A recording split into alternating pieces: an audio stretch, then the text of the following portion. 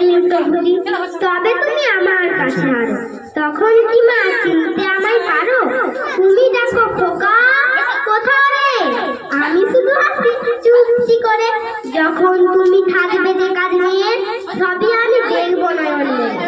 ক্লান্তি করে চাপার তলা দিয়ে আসবে তুমি পিছিতে চুল ফেলে। এখান দিয়ে পুজোর ঘরে যাবে, দূরের থেকে ফুলের গন্ধ পাবে। তখন তুমি বুঝতে পারবে না সে তোমার চোখার গায়ের গন্ধ আসে।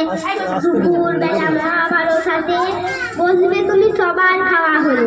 গাছের ছায়া ঘরের জানালাতে পড়বে এসে তোমার পিছে কোলে।